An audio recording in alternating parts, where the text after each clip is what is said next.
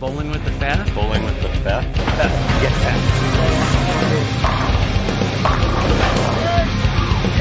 Got it. Salsa champ! Hello. This lane. I think I would like to challenge Matt Prozac. Scotty Bull. 野情的马戏。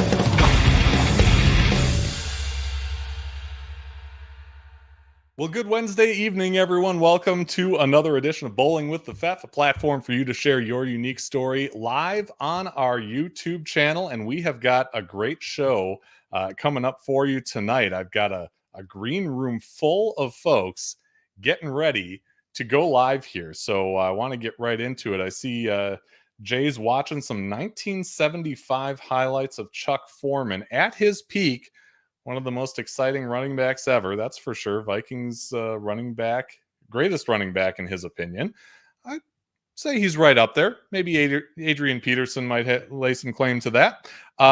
Jay says, I'm never late. Hopefully all is okay. Yeah, a little technical difficulty there at the beginning, but we're through it. And that I should blink twice if I'm here. Yep, I'm here. Just kind of getting all my ducks in a row. But like I said, a great show coming on. And thank you, Jay, for chiming in and watching us live here tonight. If you're live, be sure and put your 2 cents in the chat. Ask questions. If you're watching on replay, feel free to leave a comment, and I will be sure to get back to you. Our show, of course, is brought to you, as it is every week, by Chip Magnet Salsa. Chip Magnet is an Eau Claire company, provides salsa, relish, and a whole lot more to stores in more than 38 states and Canada. In the Twin Cities of Minnesota, you can find Chip Magnet at Whole Foods, Nolan's Festivals, Kowalski's, Lund's and Byerly's, and most all small co-op stores. If you don't have Chip Magnet in your neck of the woods, you can order online, chipmagnetsalsa.com. And if you enter in the promo code BWTF2023, you get 20% off your purchase of $30 or more on the website. Limit one order per email address. Chip Magnet Salsa, raise your snack standards. Well, our guest tonight is the executive director of the International Bowling Pro Shop and Instructors Association. And that's just part of Teri Haugh's credentials over decades of bowling. She is a Minnesota State USBC board member, Minnesota State USBC Hall of Famer. She's from the class of 2022 in the meritorious service category. She is a founder of the United States Bowling Academy, founder of the Midwest Collegiate Bowling Experience and Expo. All that fantastic history along with top-level competition. So let's bring her out. We're calling this one Goin, Jazzy, and we'll explain why in a minute here. But Teri is joining us from Faribault, Minnesota. Teri, welcome to the show. It's a pleasure to have you on. Thank you. Like I said, we've got some folks in the green room that can't wait to talk about you and your bowling story. But I've got a couple things to get to first. As coincidence has it, we have Mark London in the chat having putting his 2 cents in. And that's coincidence because Mark shared some great news with me. He said he has been elected to the Minnesota USBC State Hall of Fame. Tell me about that, Teri. I mean, it's been kind of a whirlwind year for him. He just got, an incredible honor at the USBC Hall of Fame ceremony. And you were the one who nominated him in Minnesota. Tell me about that.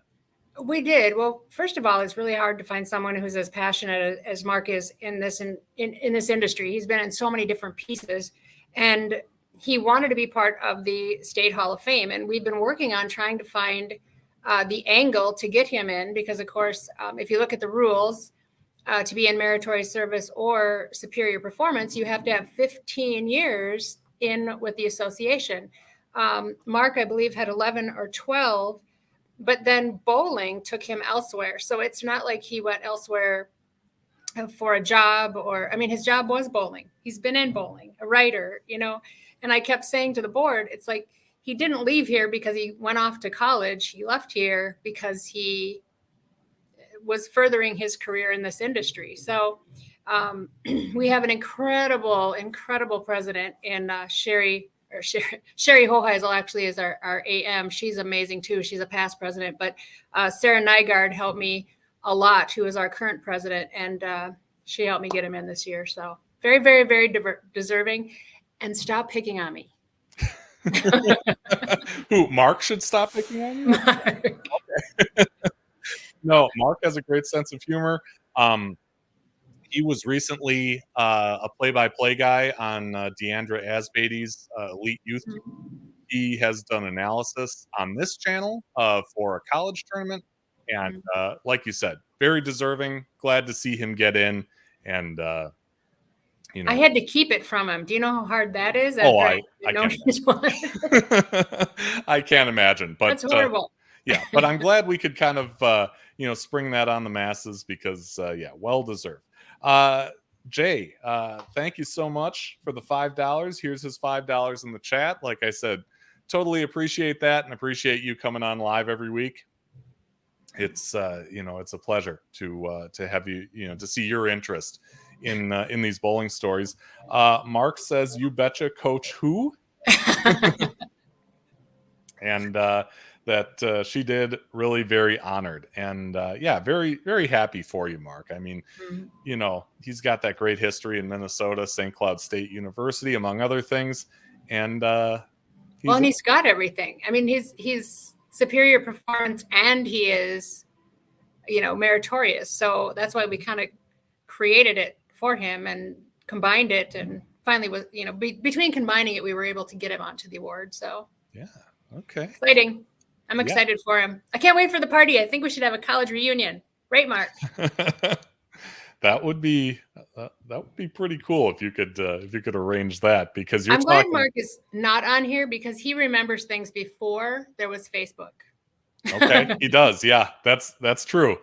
That's true. He told me a story. He goes, "Remember, Terry, that one tournament that we were at, and you were wearing my Pirates hat? Remember I had that one Pirates hat with the flat brim, and you wore it, and you were standing in the corner, and you had that one drink that you dumped into the plant because you didn't want to drink it because you weren't going to drink that night, but you had my hat on, and we were at that dance." I'm like, "No, Mark, I don't remember that." But that's a lot. I'm sure it happened. Yeah, for sure. He says, "Absolutely, Coach." He remembers everything. Yeah. Steel trap memory for sure. Teri, let's kind of get right into your bowling story.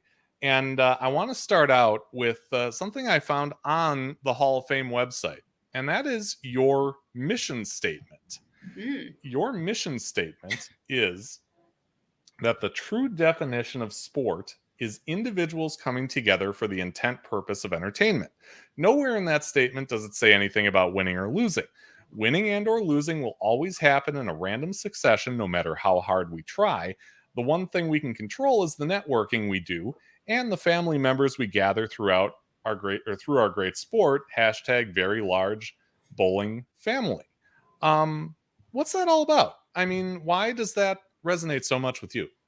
It's probably killing our other two guests that we have in the green room right now. It's just my personality. I learned, probably 10 years ago, it took me a long time, but I learned that I believe anyone can be in that top 2%. The problem is I forgot about the 98%. And that's where the winning and losing comes from. There's 98% of our population just wants to enjoy the sport. Some of them, the upper, 25% maybe will dabble in national sports, but that still leaves 75% of the people in our industry really wanting to just be part of our industry. They just want to go out. Our rum bucket league for women in the summer, well, it's actually mixed, but there are more women for sure.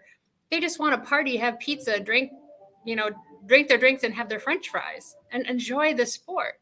And so it took me a while to realize. And when I saw that, I talk about it all the time. Anytime somebody will listen, it's like true definition of sport is individual coming together for the intent purpose of entertainment. Nowhere does it say anything about winning or losing, because it doesn't. I think of the 50 years I've been in this industry and the friends that I have gathered and the family. My freshman year, I was going to quit college, and a friend of mine talked me into staying in college. Those people that I met being in college for 4 years. We were very lucky. Our girls' team made nationals every year. We didn't win, but we always finished 5th or 6th, somewhere in the middle. Yeah. But all of those connections that I made just way back in college are why I'm here today. They're the people that I met and the people that now have helped me get to another level and the people that I can network with. And so I'm very glad that I did stay in college. Yeah. Before even getting into college, I had already started a business. And so I thought college was a waste of my time. But now I realize definitely not a waste of my time. So anyway. Yeah. No, that's fantastic. So Mark says, how about the Dave Winfield story? Dave Winfield story. Did I meet Dave Winfield? I don't know. You think about that. We can when we went to watch Dave Winfield when we were in Kansas City, I think that might be what he's talking about. I don't know if I can tell that story. Well, you think about it. Maybe we can get back to it. He remembers so much more. He says Minnesota's and America's favorite bowling mom. Let's see. Cedarvale guy, Brent Prentice, out of Cedarvale Lanes, Eagan, Minnesota. We need more people like Teri. Thank you for everything you do. Minnesota is so fortunate. I love Brent. Yeah. Brent got the Proprietor Award this year for USBC and well deserving. Why does it take this long? Yeah. He's amazing. Doubt. He really is. Mark says Nationals 4 years in a row. Top that. and Yeppers at the end.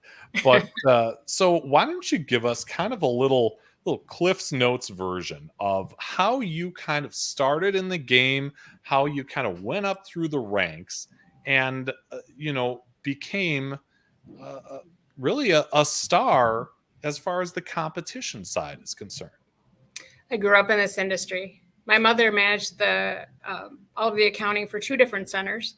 Off and on. Sometimes it was 1, sometimes it was 2, and she'd kind of shoo us out of there. I'm also very good at playing snooker because I would play snooker with the old men, or I'd go down and bowl.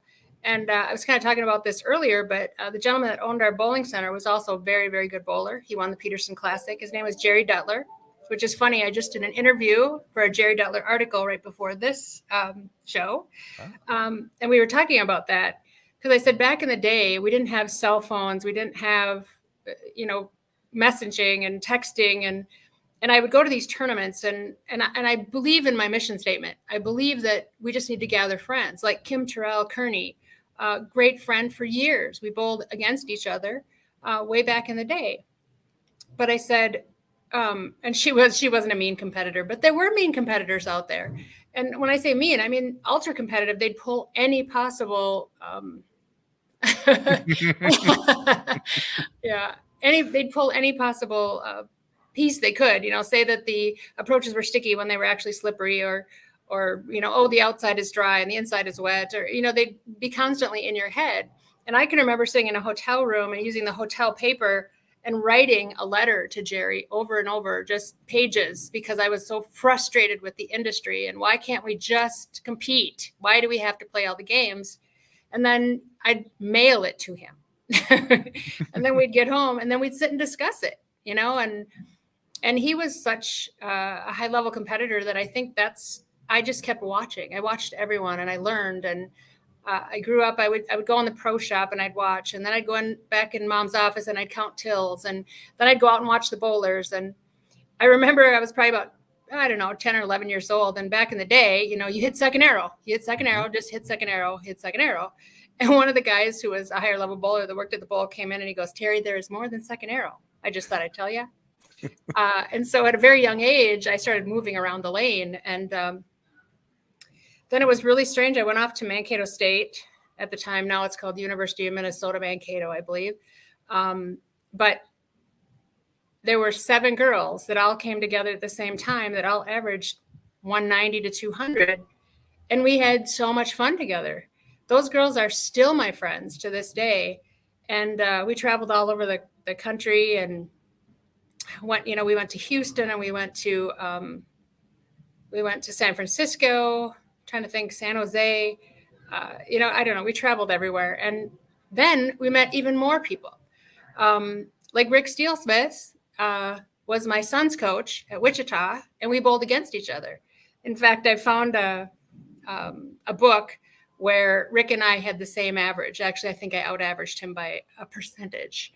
And then my son started understanding that even though the scores were less because the equipment wasn't what it is today, I was a better bowler than what my score showed, I guess. Anyway, So then I went from there to dabbling a little bit on some of the professional things, but I also sang in a band. Yep, I was an 80s rock girl. All right. Ooh, that just aged me. A couple wrinkles. No, that's good stuff. And what I realized is I loved pitching softball. I loved bowling. I loved singing. I loved touring with the band. I loved playing instruments. It's so at that point, I truly believe, and this is going to sound negative, and I don't mean it to be negative. If you're going to be a professional, Del Warren, you have to be selfish. You have to be very selfish. You have to be concentrating on one thing and one thing only, and just go, go, go, go, go. I was very lucky. I played 15 musical instruments coming out of high school. I could do anything. And I think that's what held me back competing like on the professional level for the women. I dabbled in it here and there, but I wanted a real life, and I did. So I chose that side anyway. But early on, I started teaching with Dick Ritger and traveled with him all over the country, and it was a blast. So I learned from the best. And then I just learned to give back because that's how he was. And I left the industry for 10, 15 years. I wasn't coming back to this industry. I was in finance and made really good money and loved my life. And then one little boy kept catching me at the bowl because my husband at the time managed a center. And I'd go in there and he'd catch me and he goes, "I heard you're a good coach. I want you to help me." I'm like, "Nope, retired." "I heard you're a good coach." "Nope, retired." Caught me on a soft day. I'm back.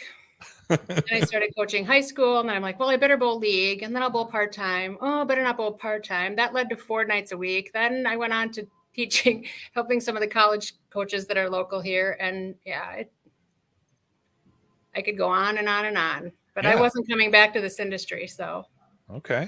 Well, but my kids helped a lot too. Yeah, I'm glad they did. I know the other 2 that are in our green room are glad that you did. And I want to bring them out now because we have not only the aforementioned Del Warren, but also we have Ron Hoppe, PBA champions both, industry leaders both. Gentlemen, welcome to the show. Del, of course, has been on the show once before, episode 46. You can see that in our back catalog. But let's start with Ron. Ron, tell me about how you met Teri and what you saw and see in her as an industry pro. You sure you want me to say these things? Yes. I'm not sure if she does, but I do. Teri's one of those people that every time there's any kind of thing going on, she's going to be there. And she was always exactly as you see her. I mean, she was friendly, and she'd talk to you about anything and ask you questions that would make you think. And I like those kind of questions because for the most part, why'd they leave the 10 pin is not a good question. So I just enjoyed her company and the things that I think she's done. And when she became president of IBSIA, I was just thrilled about it because I knew she would do a lot of good things. And IBSIA is one of the tools in our industry that help pro shop guys, people, I shouldn't say guys, people in the pro shop industry that are trying to make a living. And there are not enough tools to do that, actually. So Teri's always been that kind of person. So I was just thrilled. Yeah. Del, what would you say? Well, it was kind of cool because she originally reached out to me to be a guest speaker at their state tournament.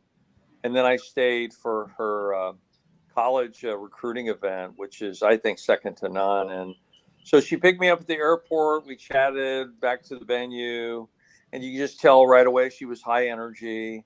And then just between the 2 events, her recruiting event is actually remarkable, and it's structured the right way, and everybody gets gets what they came for. But the other thing that I was impressed by was her group of coaches, and so she organized her business, which is her group of coaches that are in the state of Minnesota, and they're so nice, and they're high energy, and they're friendly, and they care about their kids, and like it's her organization, and like we need like 2,000 more Terrys around the world doing what she's doing.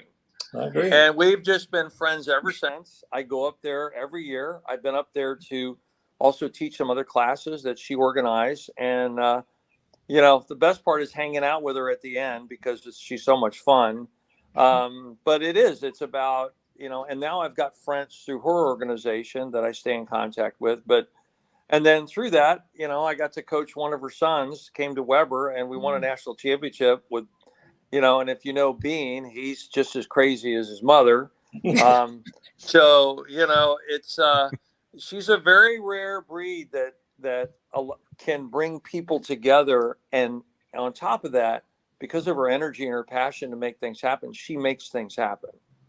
And that's, it's one thing to have ideas, guys, but it's another thing to take those ideas and actually make things happen and organize people kind of in a fun way. So, Yeah. Did I do good, Teri? Yay! Yay! It's so funny because like when we originally set the Combine, which is our recruiting event, I was talking to Josh Hodney, who is our director for Bowling Proprietors, and it was in September. And I said, this state needs a Combine. And he looked at me and he goes, okay, well, when would you like to do it? I said, December. And he goes, you can't organize a Combine by December. And I'm like, yes, I can. And we did. And we had like 120 kids the first year. And so the Bowling Proprietors helped us the first year kind of get it moving. And then this is going to be, I believe, the 12th year. We always have it the second Sunday of December. And I love it. I get all these accolades, right? Because I'm the face of everything that we do. Because I'm a good talker. An okay talker. Anyway. But it's the team that I put together. It's the team. It's the Ron Hoppies I pull in, the Del Warrens, and my team, Kurt Bobak, Bob Prino. Lonnie Olson is in Washington, and he helps me. I talked to him twice today. Patty and Darvin McGurr on the north side of the metro, Tim Wangen. There's just, there's this list of people that make me look good.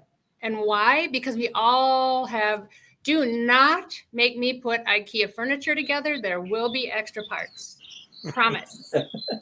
But if you want me to sing in front of 5,000 people, I'm in. I can do it, Yeah.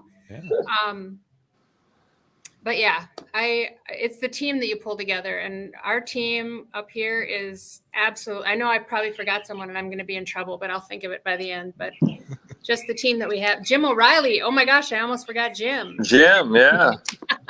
I'd have been in trouble. Yeah. But what she does is, some people focus on the problems to get to the idea. She sees the vision and the idea, and she just says, I'll figure out how to do it. I'm just going there. That's where I'm going. I don't know how I'm going to get there, but that's where I'm going. And she just makes things happen. And anybody that's an employer or has a company, you need at least one or two Terrys in your company. And she and that personality drives the left brain people that have to have structure and has to have the socks in the right place and the shirt. Teri just says, the heck with that. We just need to go over here. So along the way, she'll ruffle a few feathers, but she reminds me of Mo, which is just get out of the way, leave them alone and let them go. They don't give a crud about rules and how you have to do things. And that's what I like being around her. She's just full of energy and just get things done. When I do this, most people start running. I have an idea. The finger.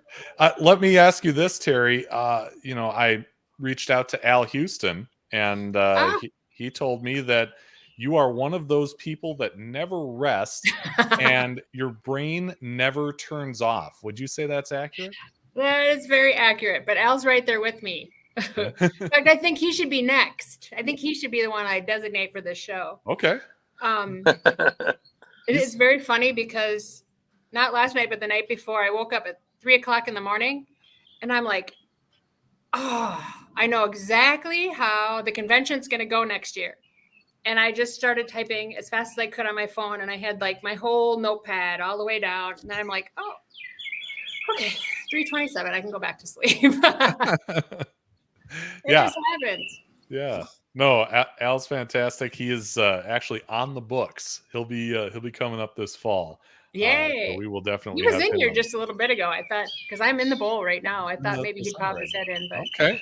Well, if you're still around, Al, you can pop your head in. There's no limit to that.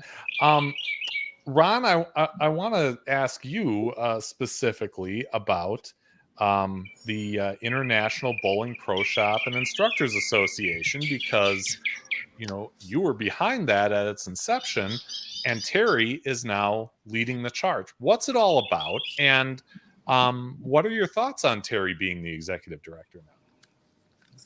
Thanks for the question. Teri knows I called her the minute I found out she was going to be the president, and I said, I know you're going to be great. What can I do to help you? Don't be afraid to call me.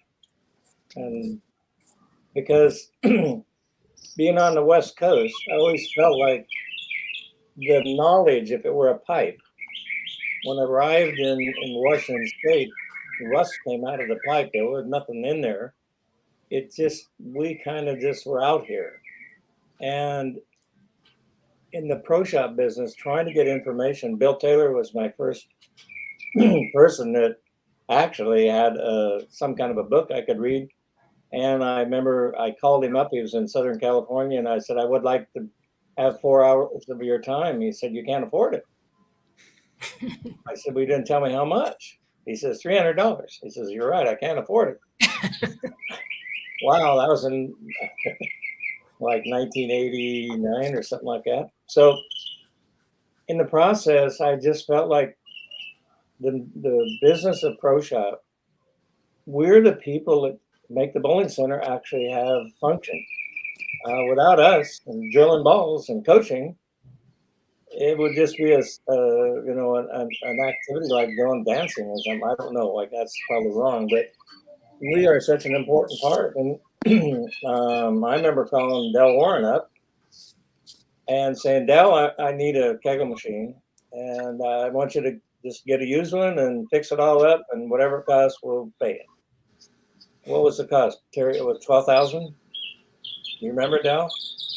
Yeah, that's the number that came into my head. That's weird. Yeah, and so we only have just one lane in the training facility, and we have a kegel machine.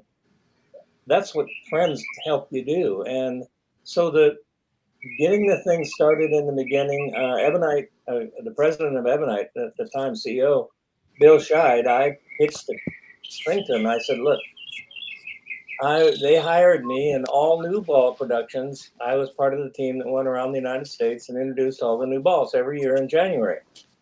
And I asked Bill, can I have a half hour of time to try to make membership and explain what IBSE would be? We didn't even have a name, I don't think, at the time quite yet. And so he went, I'll give you 15 minutes. Okay.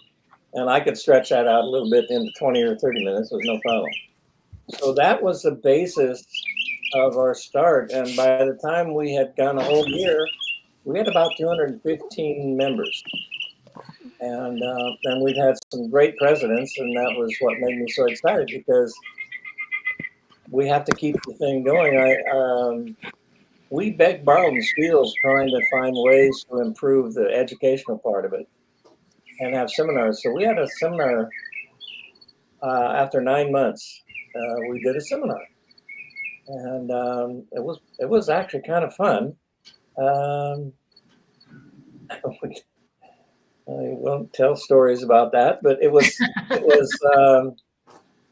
our first one, and we had a room full of people. My gosh, there were 250, 300 people. It was in Las Vegas, And it went over really well. And it's because I had, just like Terry, we had really good help that helped us do that first show. I think Mo Cannell got in on it, and if anybody ever heard Mo go, he'll tell stories. It might be X-rated at some point, but he's gonna do good stories. And we just kept moving that forward. We had some great presidents along the way. Jerry Francomano, who moved from the East Coast to Las Vegas and been there ever since because of IBSIA and that particular training facilities and things we did. I dropped out of it. I haven't, I don't mind saying I don't. Say that again for you, Terry. What'd you say? I said Del Warren was the president. Yeah. Del, and how long ago was that, Del? I was on the board 7 years and I served 2 terms. 2 terms. I did 2 terms. Yeah. It was a non-paying job, I can tell you. And it still is. But the people that carry it on are like Terry, and I'm just thrilled that you're doing it, Terry. I'll say it again. I called you the minute I knew you were going to do it because I knew you would do a great job. Well, the board of directors that we have right now is there's some really, really strong people on the board, and they have a ton of ideas. And I said, so to me, it's fun because even today we have base camp as our is kind of our way of communicating back and forth. And there were people putting information on base camp, and I love the constant ideas. And the part that I really like is taking all of these ideas and pulling them together. That's my favorite part of it. So I've only been in this now for, 3.5, 4 months, but I love it. I absolutely love it. I love the people I work with. And oh my gosh, Lori, the operations manager that is on campus, I work remotely. She is just, she is a genius. She's wonderful. She keeps everything together. So love her. Did you volunteer? Say that again? Did you volunteer to be president? No, I'm actually the executive director, so I get paid. It is a part-time job payment, but still, I work full-time for it. Yeah. Del, do you remember, what you thought and felt when you heard that Terry was going to be in that position? Yeah, well, I kind of pulled some strings. I got a couple of phone calls and told the guy on the other end, and like, if you don't hire her, you're an idiot. and I said it just like that. I said because I had been on the board, and through that 7 or 8 years I was involved because I was on a marketing committee, and then I served on the board, and then I got elected. And then I asked Ron to be involved. He hadn't been involved in a while. And so when your whole board is volunteer and it's not being paid, you literally don't have any leverage. It's not like they get paid and you can fire them. So You've got to try to motivate and, and like most things, a small percentage of people are the doers.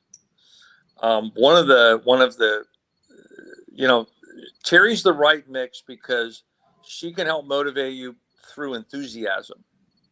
So she gets you fired up and she gets you focused on the cause.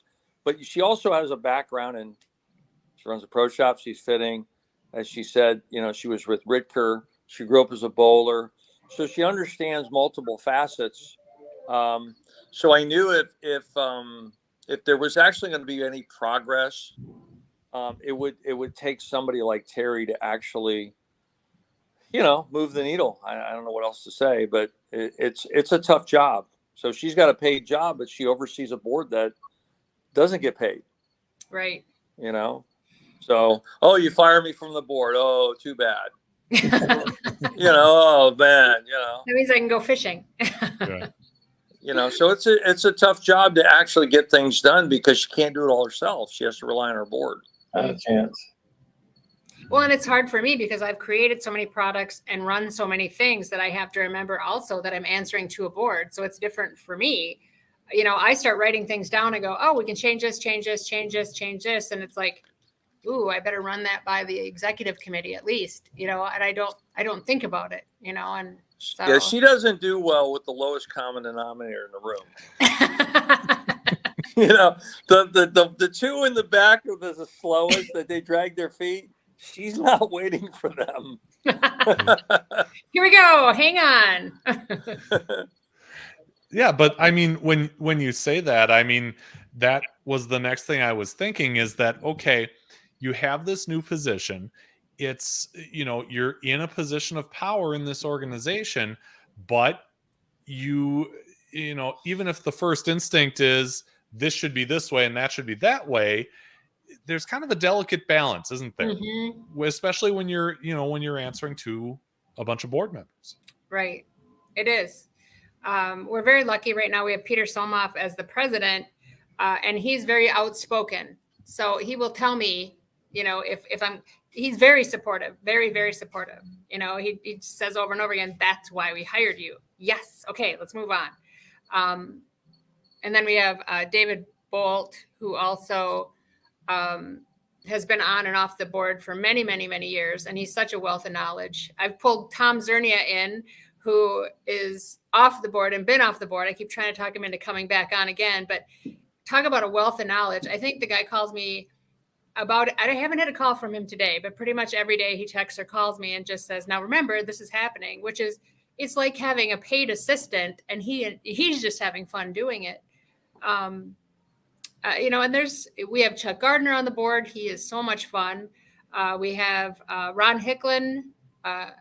Alex Hambeck is the COO for McCorby Pro Shops. What a nice guy. Oh my gosh. Trying to think of kind of the unicorns that we have on the board. But they all have great ideas. Craig Spencer out of Arizona. He has virtual pro shops, I think is what it's called. He's got, I think, 7 pro shops. Raging analytical. It's so funny because I teach the entry level and I teach bronze for USBC also. And when I teach the entry level class, the first thing I say at the beginning of the class, okay, I want the person in this classroom that does not want to deviate from the page we're supposed to be on in the book that we are learning. And there's always someone that waves, right? And I said, okay, now you are in charge of me. You are in charge of keeping me on track. That's a big job. But if I get too far out of your comfort zone, you got to reel me in. And Craig is that person too, very analytical and wants to stick with the show. So they keep me centered. So it's a great mix of people.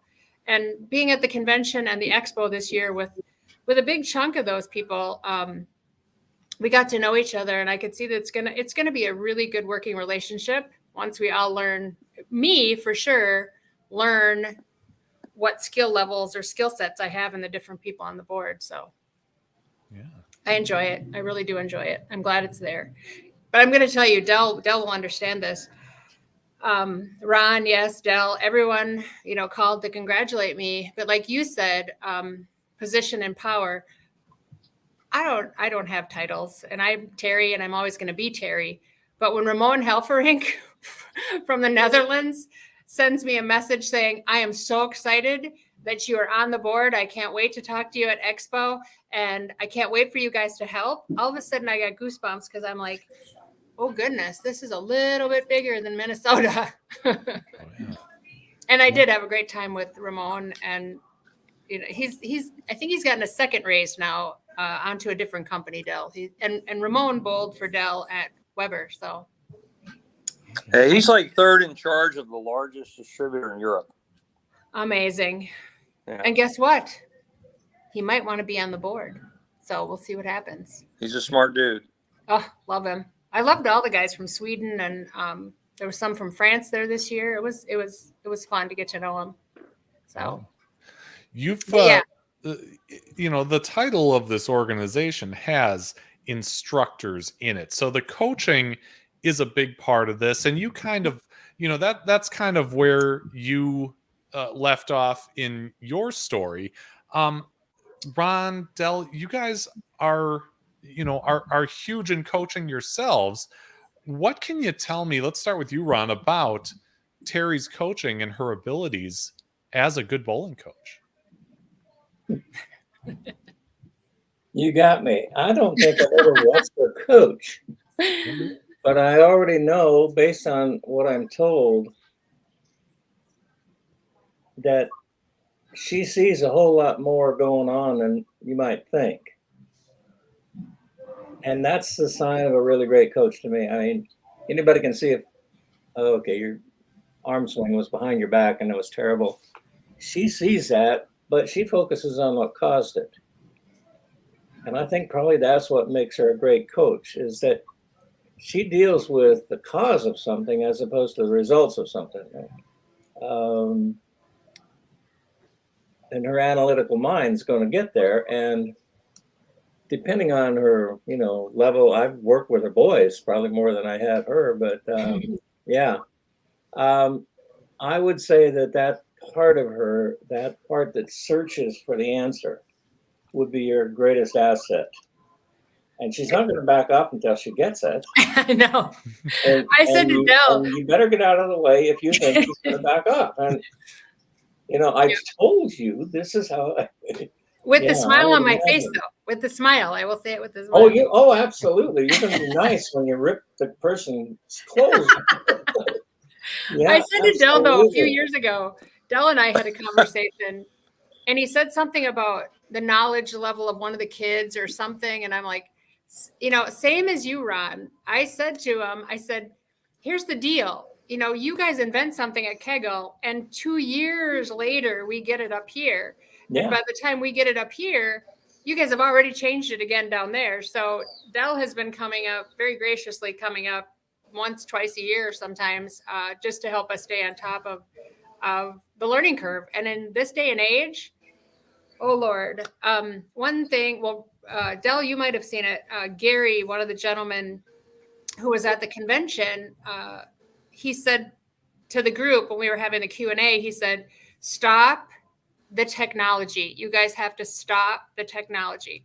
And Gary was, I don't know, what would you say, Del, in his 70s, maybe? Yeah. And I understand. I mean, look what's happening. You can't keep up with the technology nowadays. And that's why you have to create a team, because there is no way. I mean, I remember Ruben saying to me one time, Teri, you can only be an expert in one thing. Stop stressing out and just concentrate on the one thing you can be an expert in. And he goes, maybe 2 things you can be an expert in.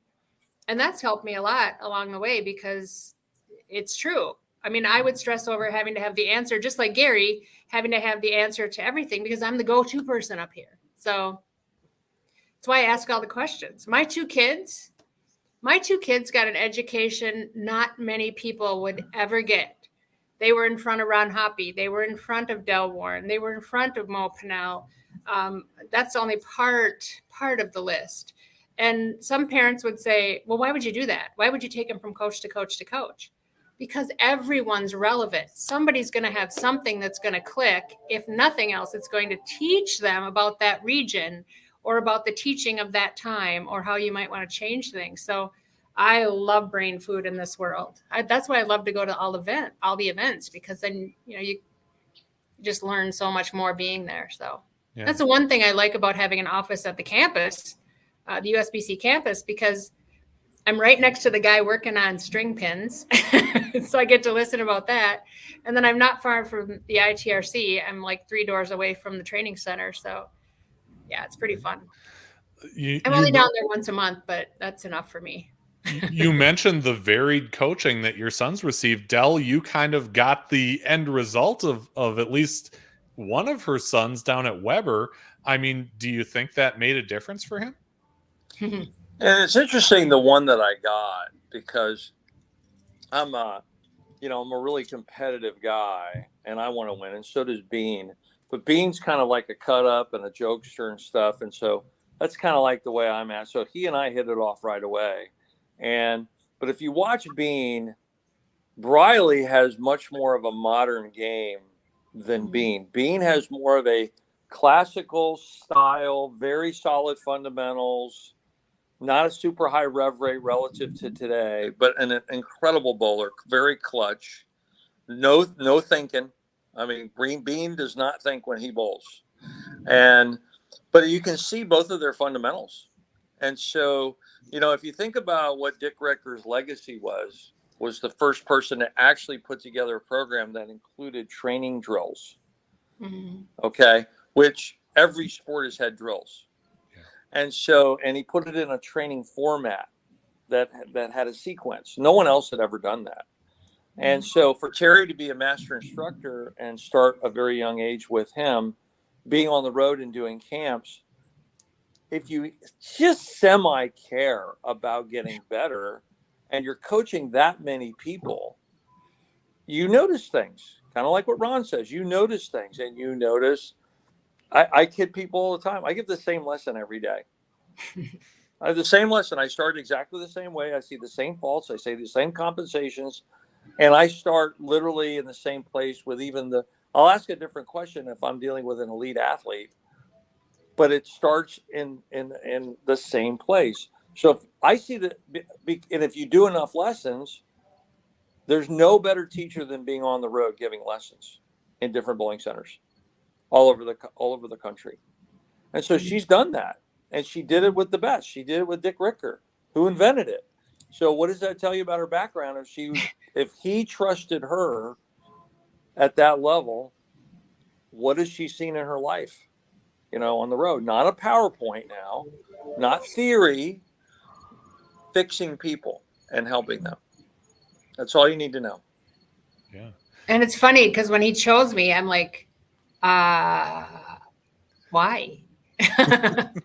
But he saw something in me that I didn't see in me. But through working with him, I started to develop this personality. Now I started understanding things, and yeah. He would always put me with the older people in the camp. He goes, "You can relate more." I'm like, "I'm 25. That's all right. You're good with the old people." She came to watch Briley's freshman year and Bean's sophomore year, I guess.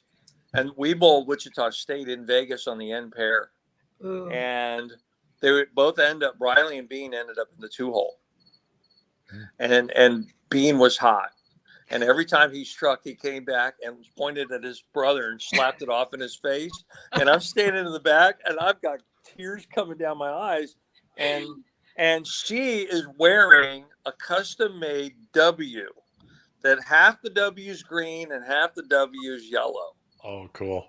How cool is that? Yeah. And then I told her when both kids won back-to-back national championships, I told her, you've got to build yourself a customized national championship ring with half the W green, half the W yellow. And one side says Briley and the other side says Bean. I said, you have to do it.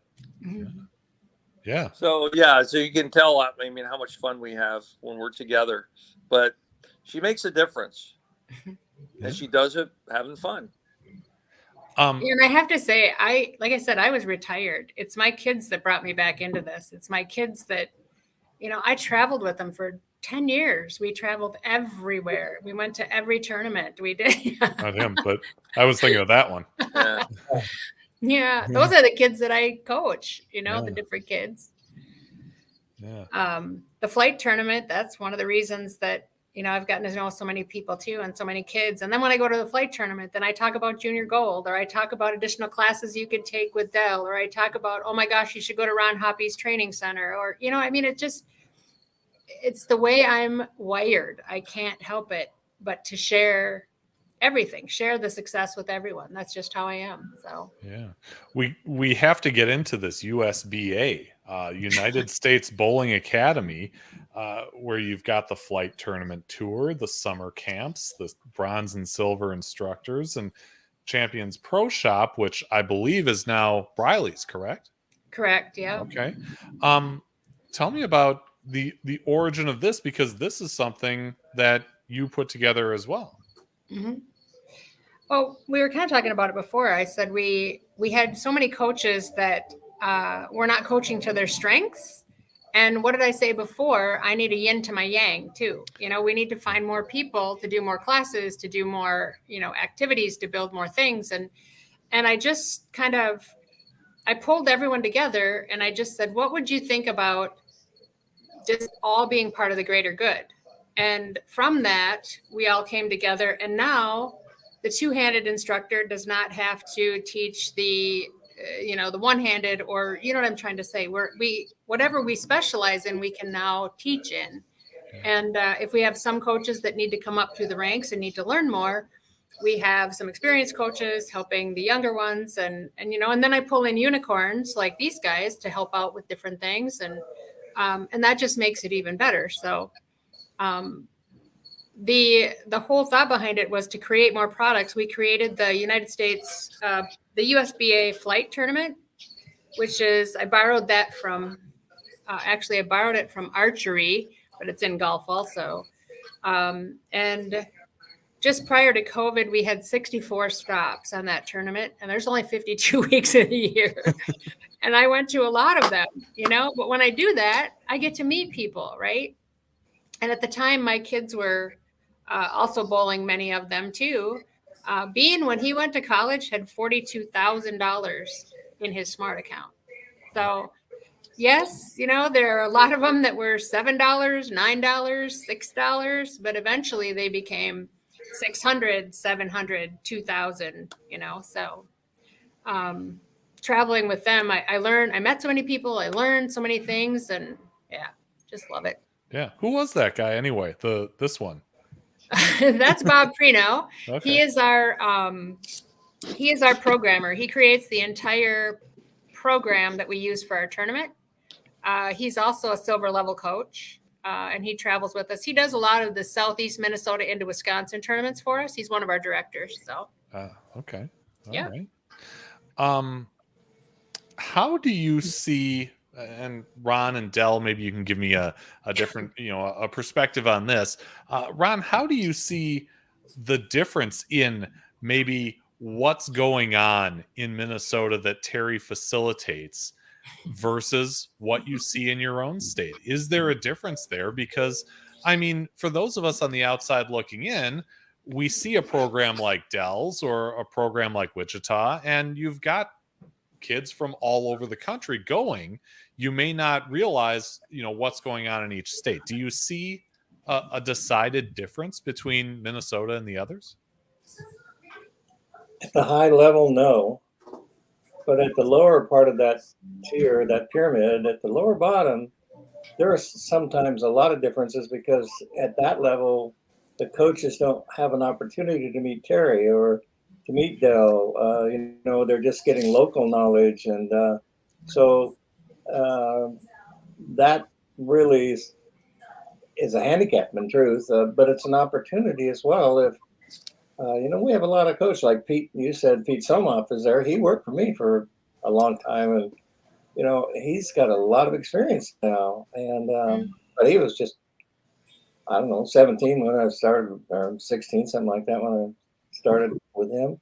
So the difference might be in, as it gets up in coaching, you start getting up to silver level coaches.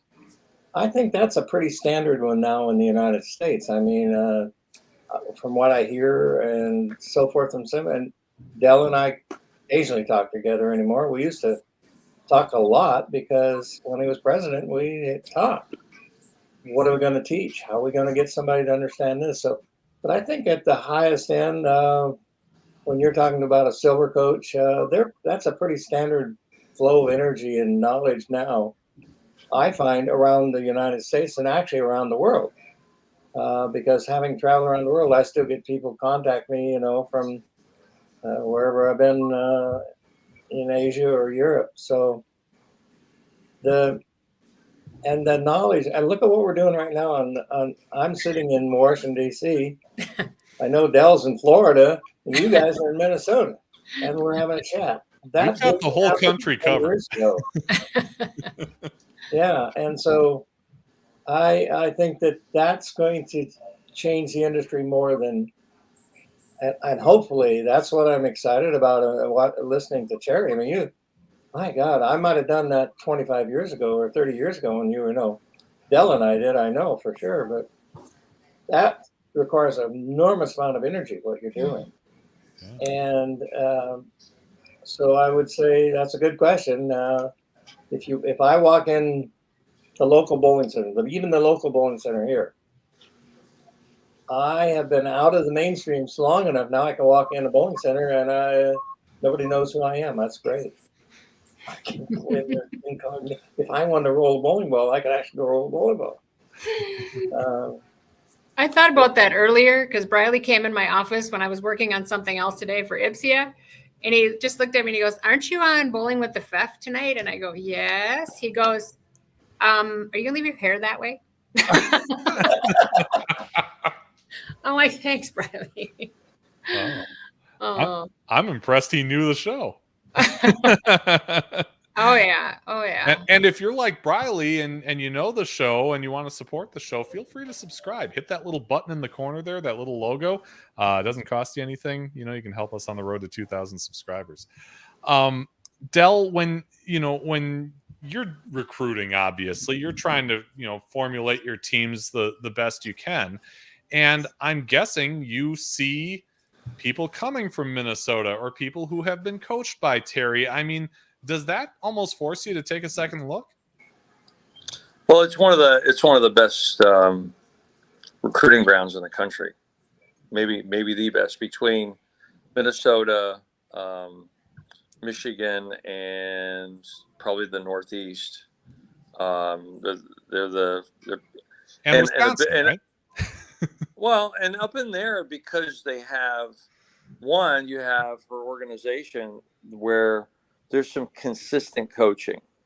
Now, Ron knows this. I mean, there's nothing worse than going to coach A, B, and C, and by the time you get to coach B, he says, "Oh, why you went to coach A? Because now I know why you're screwed up." And then you go to coach C, and he goes, "I know why you're screwed up because you went to those two guys," and they tell you something different, and you're totally confused.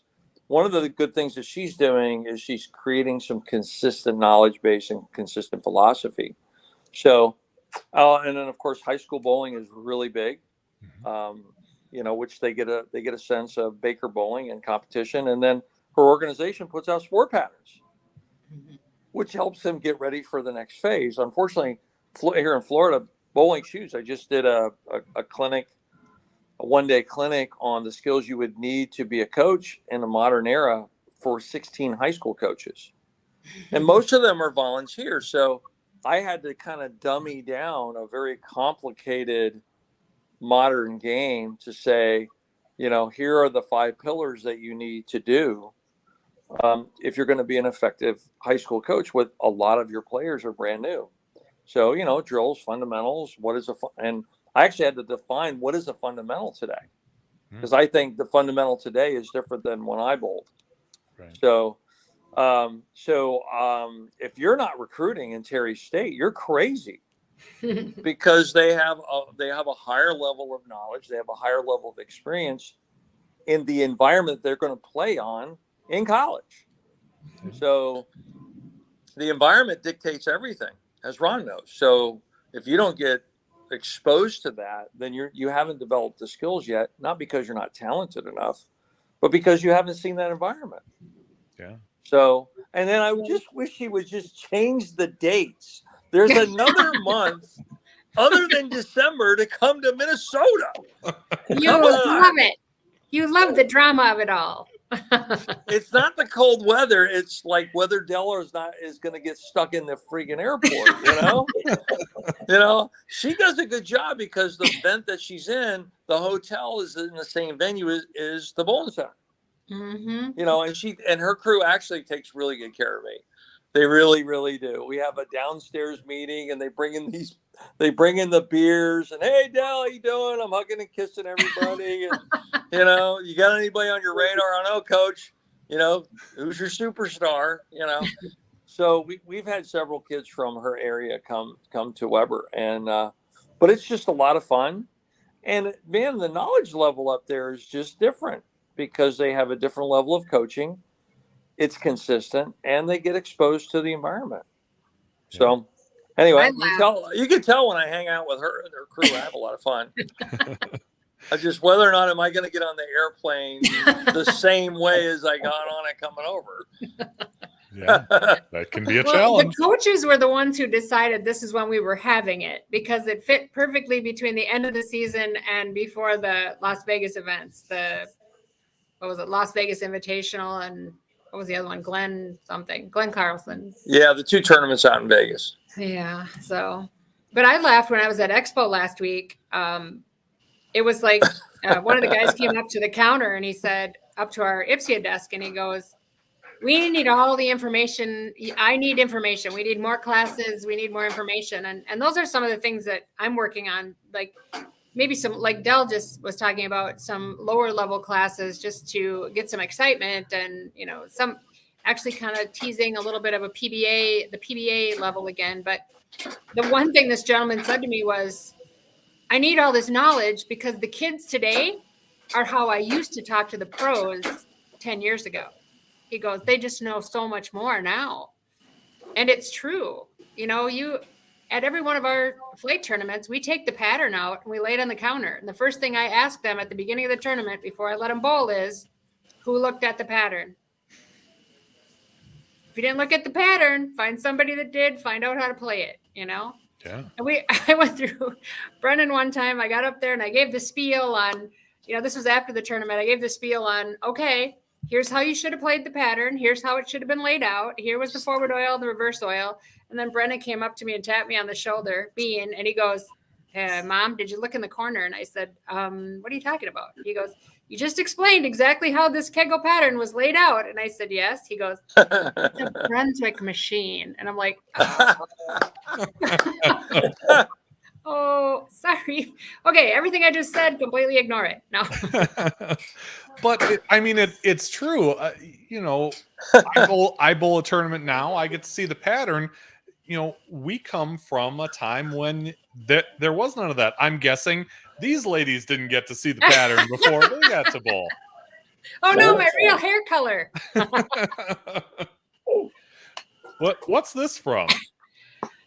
That was ACUI's in 1982. Oh yeah, still Omaha, Nebraska. That was at the Showboat right there. Okay. That was at the Showboat. Look at the length of that skirt compared to Deb's. Yeah. No, but it's, you know, it's just different now. And I would say, you know, if you want Exhibit A of some of that talent from Minnesota, I did do a live stream of the border battle between MJBT and WYBT that you can find on this channel. But all it takes is bowling against these kids. And I took part in a sweeper the night before. Challenging shot.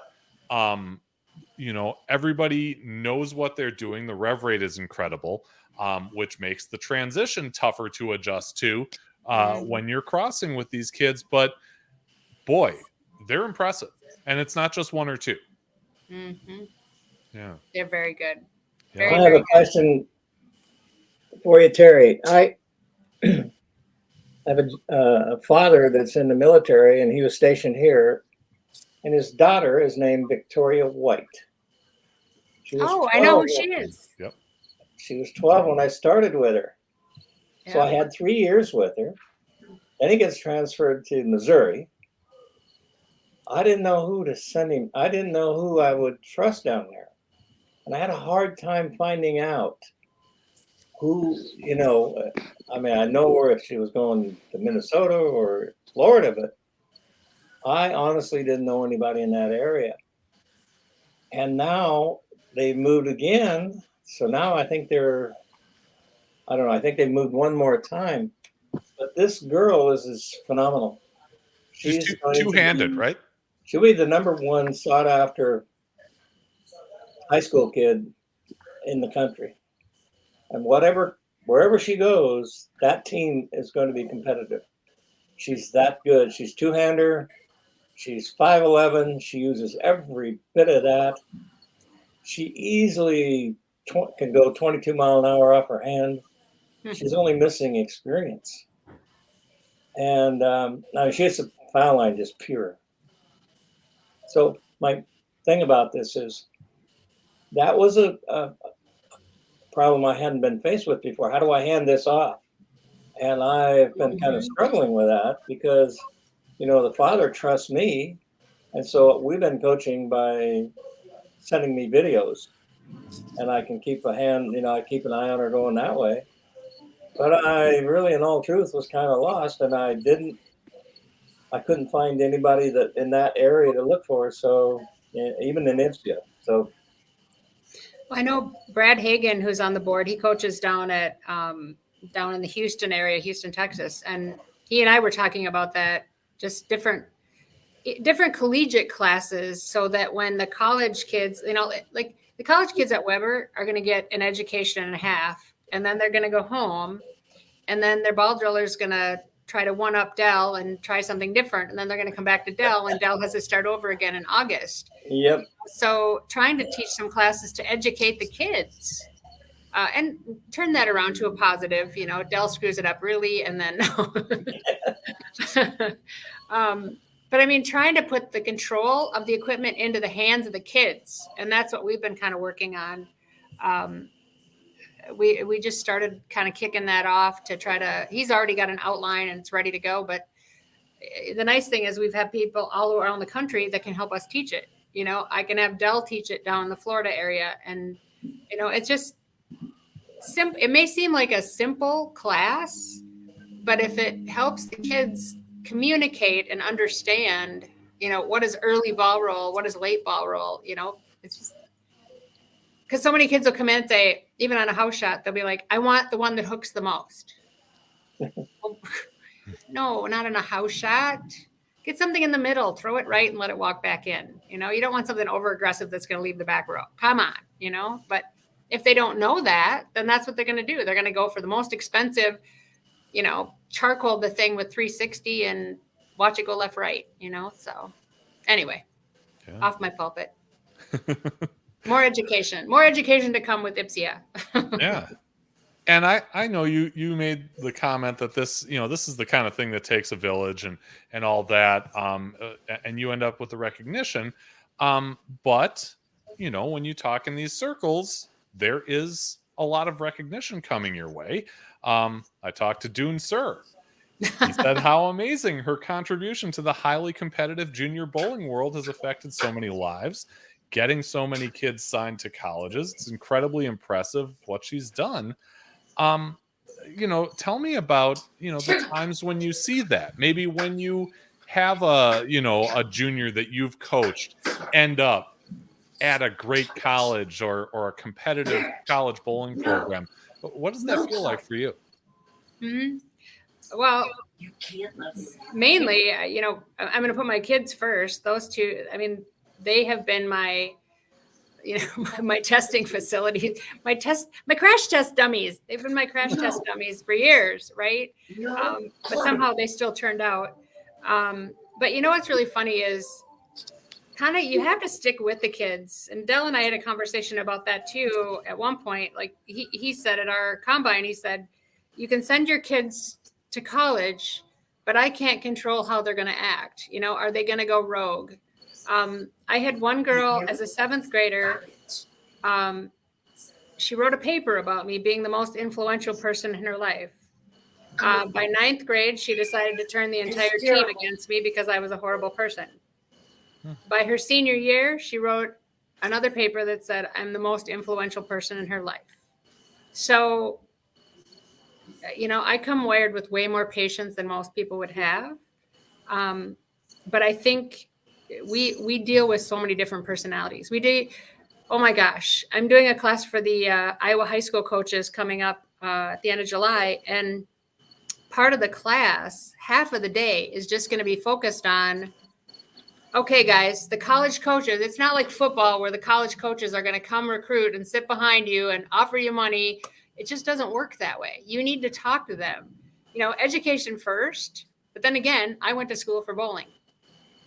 I got a 4-year degree because I wanted to go bowl somewhere. So it works both ways. But if you can figure out what you want to do, what you want to be when you grow up, and then match that with a coaching style,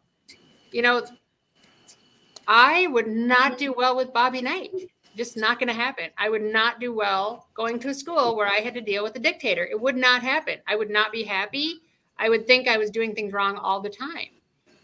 But I also wouldn't be happy with a coach that just turns the lanes on and says, okay, see you in 10 minutes and I'll come back and maybe do some workouts. Or I would not be, I'd control the class in that situation. Sure. Because I wouldn't like it. but finding someone who is, maybe not a friend, because your coach really can't be your friend, but they can, a good mentor that wants to talk you through some of these things. That's why I think it's so important. People laugh at me when I say, you need to start the college search as a 7th grader. Mm-hmm. Why?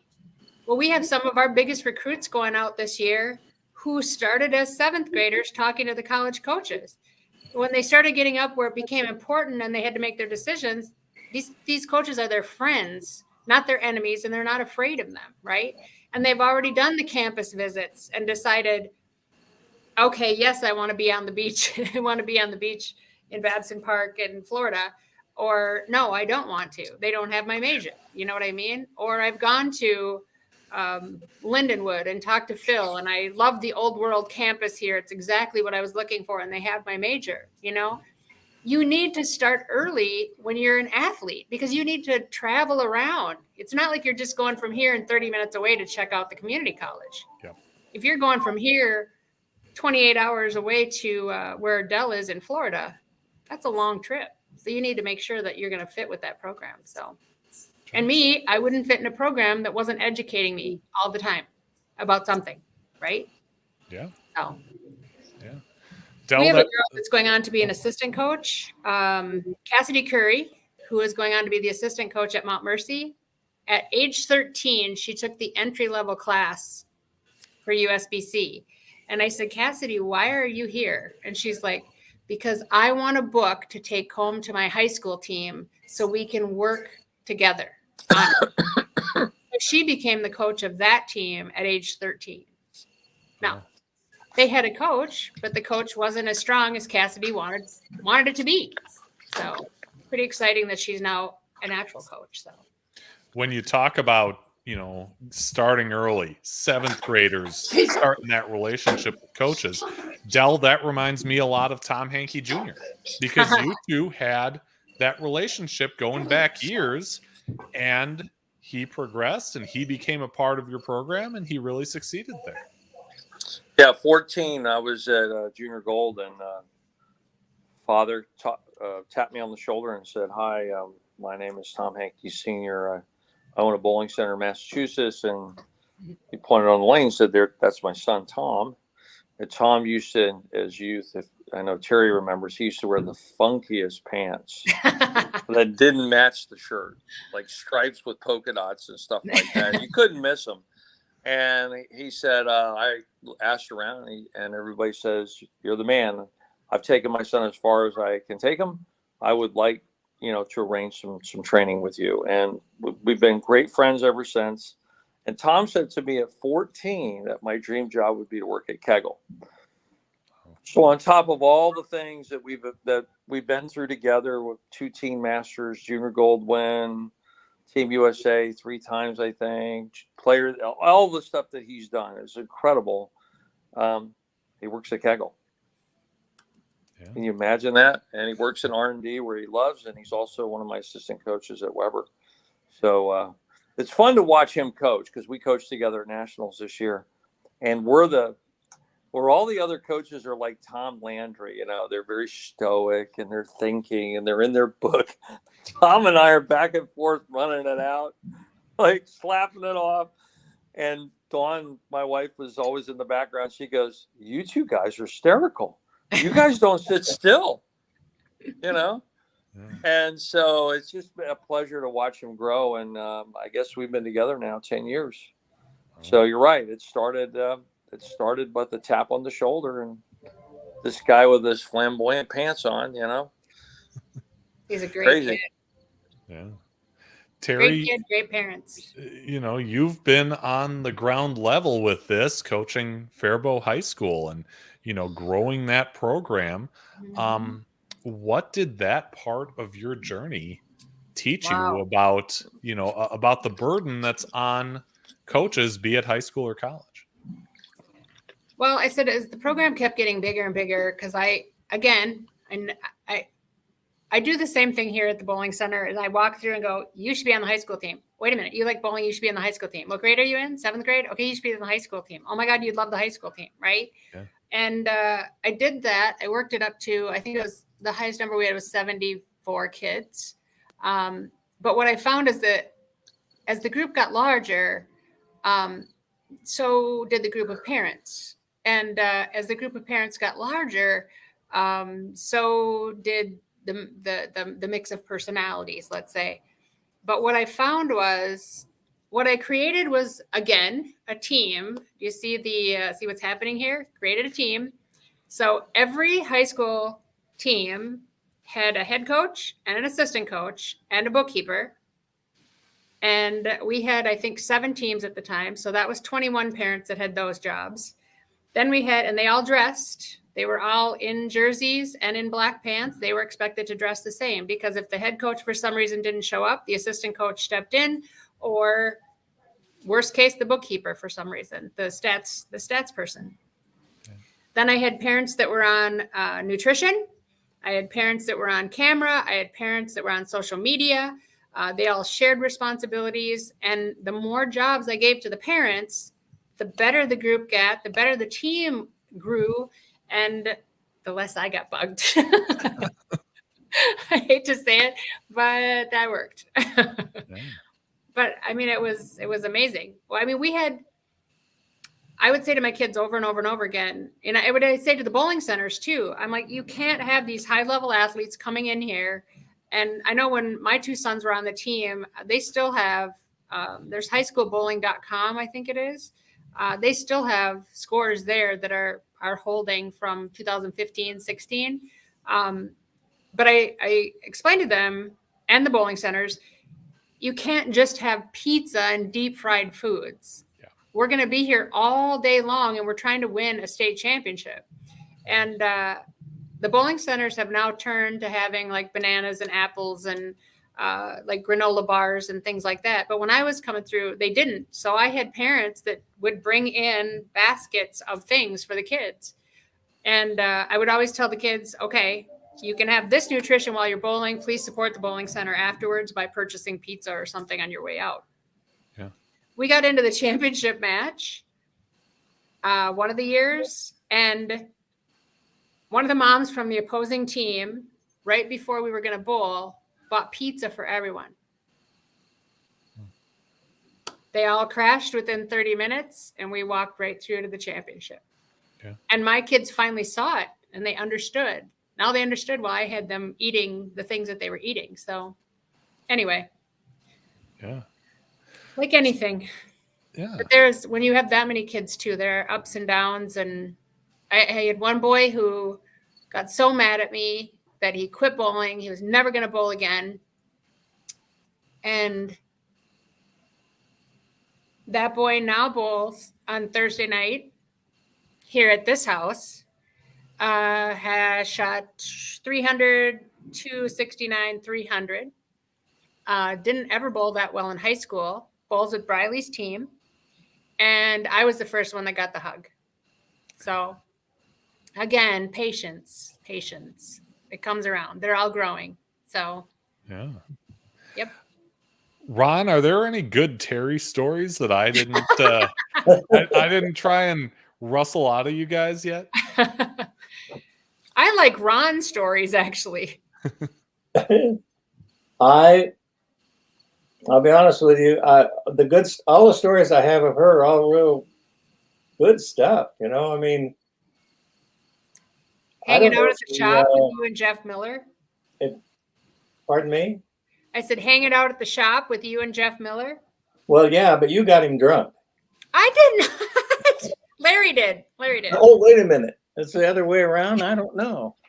But I never did get to sleep in Norm Duke's bed out there, though. You did.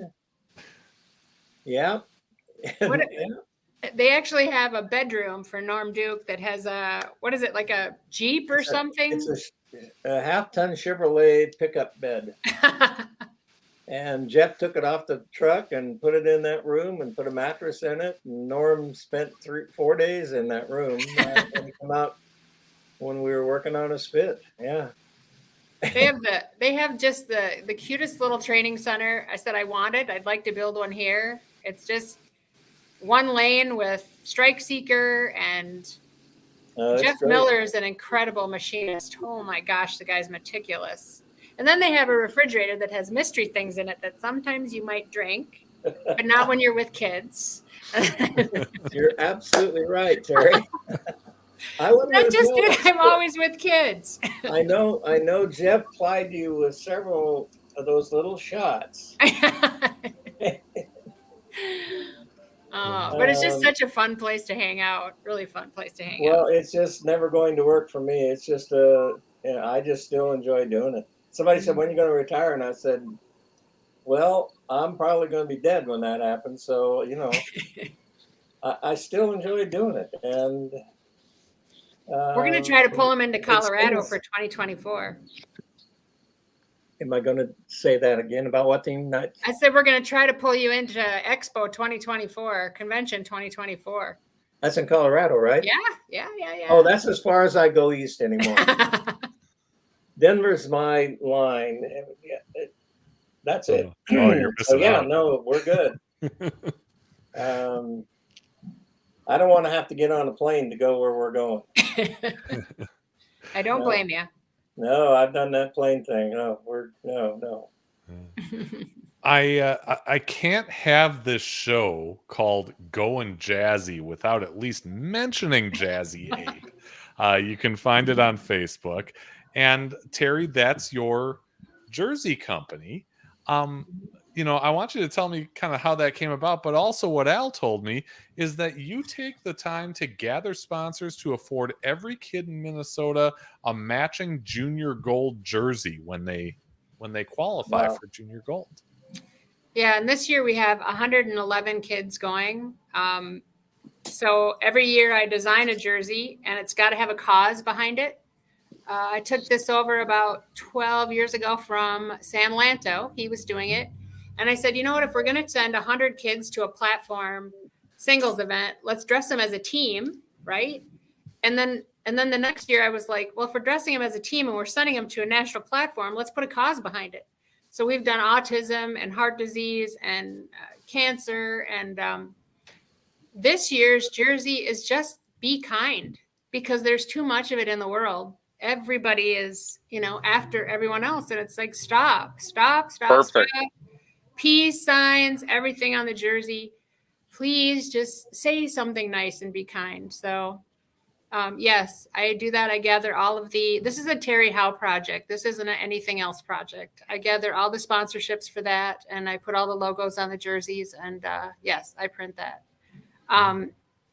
Jazzy Ape, you probably were not able to find the website because the website was stolen by a Russian company, and we've yet to completely rebuild it. So most of what we have is on Facebook right now, but we're, when you have 15 years of clientele, they don't really go to my website anymore anyway. But that came about when I went to Junior Gold 2010 in Las Vegas.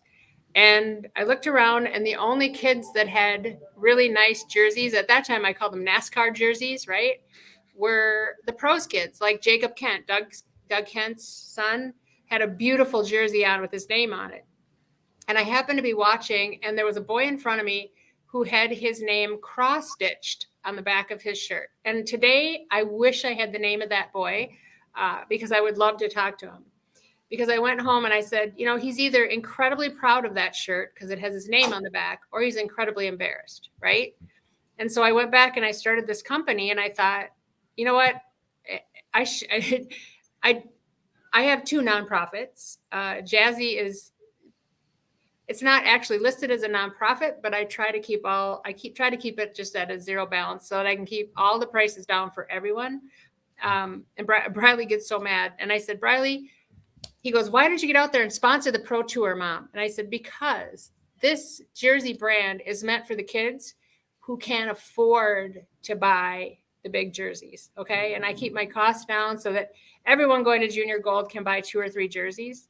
And that's the reason I brought it on. And I still have Dulcie Zane Hillier runs that company for me, and she does an amazing job. Like right now, either tonight or tomorrow morning, we're going to be packing jerseys and getting them off to everyone so they are ready, because some people are leaving on Monday for Junior Gold. So, yeah. No, that's awesome. No, that's really cool. Again, Jazzy Ape on Facebook. You can find it there with a bunch of different cool designs. I feel like we're kind of getting a little long here, so I want to kind of get to the end here and go off the sheet with you guys. Since we've got three of you here, let's kind of go around the circle. Ron, maybe I want to start with you, and if you wouldn't mind challenging somebody, doesn't have to be the greatest bowler in the world, but somebody who's passionate about the sport, has a unique story to tell, to appear on a future episode of Bowling with the Fef. Who would that be, Ron? Purvis Granger. There you go. That's a good one. Yeah, he's living here now, and him and I go back a long way back. When he was in Seattle bowling the national tour, they had a pickup game of basketball, and he joined in, and he reached in to grab the ball, and he broke his thumb in 3 places. That was his bowling thumb. So I was out bowling on the senior tour, and my partner Terry running our pro shop business, and he said, "Oh, we hired another employee." I said, "We already got 6. What? This is one pro shop. We have 6 employees." He said, "No, we needed it." I said, "Oh, okay. Who?" He said, "We might know him, Purvis Granger." I said, "Oh, Terry, he's a pro bowler, for God's sake. He's not going to want to work in a pro shop." He said, "I think he will." And explained about the broken thumb. So he worked for me 7 years and was the best employee we had. I mean, his way with the customers, he was so good. It didn't matter who came in; they loved him when they left. And to me, that's one of the things you have to do that. And so he's still doing it, and he's living here now. He traveled the world. He worked in Europe or Asia, I should say, and he coached Hong Kong for 8 years under Vivian Fung. Nobody in history has ever done that. So that would give you an idea how good he actually is. So, yeah, Purvis Granger. All right. Dell, this is kind of take 2. You challenged Randy the first time, and unfortunately we never were able to make that happen. But is there anybody else that you'd like to challenge to be on the future show? Well, we just mentioned him. I don't know if you've had him on, but Tom Hankey Jr. Yep, he's been on. He's been on, but he would be a good one to catch up with, because there's been, I like to catch up with guys and ladies when there's been, some stuff that has happened between the last time I had him on and the present. Mark London is a good example of that. When he was honored at USBC, I brought him back on to kind of tell that part of the story. So Tom would be a good candidate for that. When was the last time you had him on? Oh boy, it was back a ways. I want to say it was before even yours, so that would have been maybe the 30s or so. So we're talking a good couple of years, I think. So maybe what you could do, because my second choice would have been Sydney Brummett. Okay. So the lady young lady I just hired to as the latest addition to the Kegel Training Center. Storybook career from youth to 5-time Team USA, I think, and of course both for Wichita State, yep. All-American all 4 years.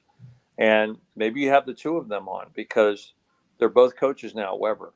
Oh yeah, the training center.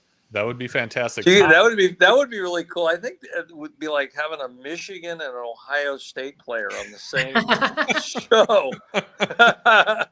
I'm like, how's this gonna work? Yeah, no, that would be great. And Tom was episode 40, so it's been a while. So yeah, I think that would be great if Tom and Sydney would come on. All right, Terry, what do you say? Well, if Al is already scheduled, then I'm going to say Briley and Wesley. Okay. The Briley Wesley show. Briley Wesley. Okay. And I feel bad because I've been flashing this picture up the whole time, but you sent me the one with Briley in it too. So I got to give a little airtime to that one as well. It can't be all Weber all the time, but it was really cool to see, because Briley was in the audience when we won. Mhm. And he was just generally happy for everybody, not just his brother and his mother and all. He knew everybody on our team, and he gave me a big hug. He was just generally happy. And then when they won the next year, I'm like, how cool is this? I mean, that they win back-to-back two-story organizations, and again, everybody was like a family, and I was so happy for them that and especially for Teri, who got to see, the end of her kid's career. I mean, just both of them going out on top for different schools. So, I mean, you can't like make a movie. Well, I guess you could make a movie about it, right? I mean, that's what they make movies about. But anyway. I said, what was really funny is, so Brennan does all these crazy things, being Brennan. He does all these crazy things of, going like this, shooting. And that was, if you watch the show, he just acted really crazy when he got a strike. Well, that was actually came from AY, which is Aaron Uratovich, from a different year. And he was sitting in the audience and he got Bean all wound up. But the crazy thing is Brennan came off that national championship and for some reason became the national poster child. Like you saw him everywhere on every ad somewhere, bowling, picture of him bowling, and I said to Briley, I go, okay, Bri, here's the deal. If you win the national championship, make sure you smile and you'll become the national poster child. Yes, he became the national poster child and all you see is the back of his head. Oh, no. And I said, Riley, you were supposed to look at the camera when you like celebrated. And he goes, Mom, all I cared about was the trophy, not being the national poster child. I'm like, okay, fine. Okay.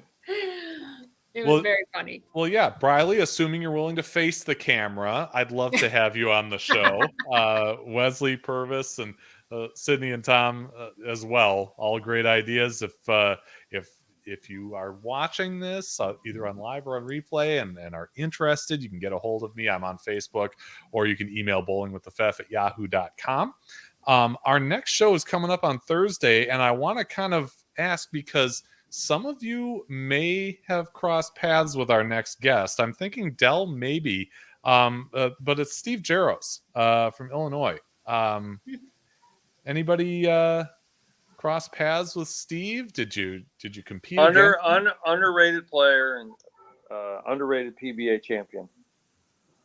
Yeah. Just made it look easy, wasn't flashy, just won everything. Yeah. And you wouldn't pick him out of a crowd. Nice guy. And, he's an example of how many ways there is to get this thing done. That bowling's such a beautiful sport that you don't necessarily have to, have 500 RPMs on it, and that you don't have to have this picture Chris Barnes game, or Verity, put anybody in that place you want to. It's all about knocking the pins over. Yeah. And giving the lane what it requires. So, yeah, I mean, just his record speaks for itself. Yeah. No, well said. Thursday, July 13th, 7 p.m. Central is when you can catch that right here on the channel. But Ron, Dell, and Teri, it has been a pleasure. Thank you so much for coming on, spending a big chunk of your Wednesday night here and and talking Teri. I know I appreciated it, and I hope our viewers did too. Well, that's what I'm going to tell my staff tomorrow. What'd you do last night, Coach? Talking Teri. Again. or as Mike Jakubowski always says, you got theft. Got theft. There you go. If you didn't catch that in the open, get theft is what he says. And Mark says Jaros is one of the best, not in the PBA Hall of Fame. And Adam wanted to say hi to Teri from the Bialki. Oh, I love that family. Ooh, so I don't know the youngest that well, Adam or Andrew, but those two girls, Katie and Maggie. Oh my gosh, Dell, should be looking at them already. They're amazing. There you go. Cool. There you go. A college. We'll come in September, right, Teri? September. We can come in August and go to the fair. There you go. Yeah, but we're not going to get. If I come up Terry, if I come up to the fair with you, there's going to be no work done, none. And I'm going to have to sleep in every day till 11 to recover from the night before. But, Oh, yeah. my son-in-law said that too. He looked at me because I have an older daughter too, who has a Mickey Mouse ball and loves bowling with her friends and her coworkers, but that's all she wants for bowling. But my son-in-law said that too. He goes, Terry, now not everything's work. I'm like, but if you love it, it's really not work, right? That's There right. you go. Right. Yeah. And I got to thank these two unicorns that came on, mythical creatures in our industry. I just love that I have them to rely on. So thank you guys for coming on. Yeah. Wouldn't have missed it. Thanks for the invite. A fantastic group. Hope you all enjoyed it. Have a great week. We will see you again next time. And until then, be just and fear not. Have a great week. We'll see you on Thursday. Thanks for having us.